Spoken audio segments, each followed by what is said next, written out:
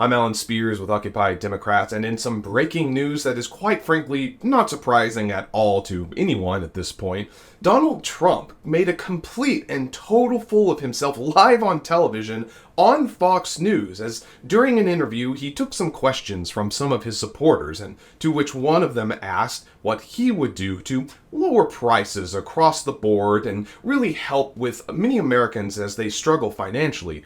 To which Trump had absolutely zero answers. Now, as we get closer and closer to the election, it's becoming increasingly clear from many Americans that one of, if not their top priority or issues that they'll be voting on, is the matter of inflation and the overall rising prices and cost of living. As many Americans have felt the fallout from the pandemic and the subsequent damage to the US economy from the mishandling of our leaders during that time, hint, it's Donald Trump and his cabinet, we're increasingly seeing more people concerned with how our presidential candidates are going to continue the positive trend of economic growth and the reduction of inflation we've seen over the past couple of years. As a very important reminder, President Biden passed some monumental legislation in 2022 known as the Inflation Reduction Act. Now, this was a massive law that was signed in by President Biden and did a number of different positive things. However, most notably, it helped to lower the deficit as well as lowering the cost of prescription medication and focused on investing in domestic energy production. Now, in response to the Inflation Reduction Act, we saw the inflation rates of around 7% drop down to 2.5% over the course of 2 years. Suffice it to say that the economy, while still a little tenuous, has dramatically improved over President Biden's tenure. Now, I say all of that as a bit of a preamble, as many Americans are still somewhat unaware as to the hard work that President Biden and many Democrats have done to improve the economy in just 2 short years. And with President Biden no longer seeking re-election, it falls to either Harris or Trump as to what they are going to do to continue this positive trend of improving the economy. And this does bring us into our breaking story, as it would seem that many of Trump's supporters don't really have a full understanding or grasp on economic policies or how they can take several months, if not several years, to really be felt. And considering the fact that Trump and frankly every Republican have zero interest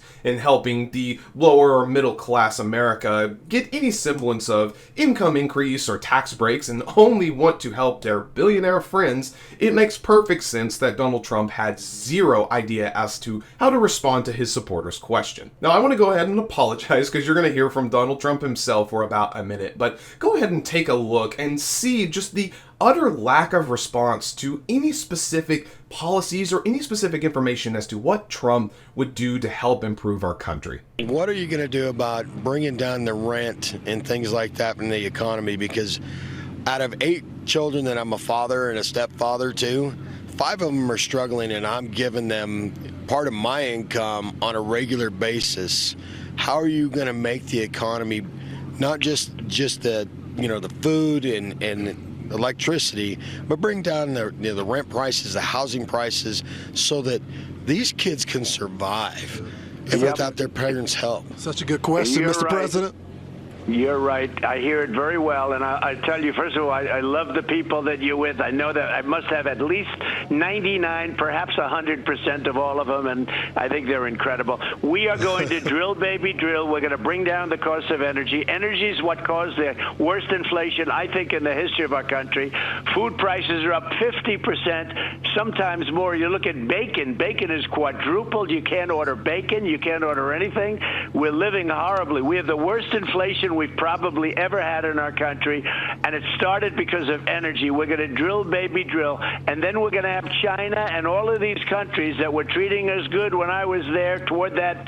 I mean, it took me a long time to get them to behave properly. All of these countries are going to, again, stop. Like 4 years ago, I could ask you, you were in great shape. You had low energy costs. You had low food costs. Everything was good. You could buy a house. You had low interest rates, 2% interest rates.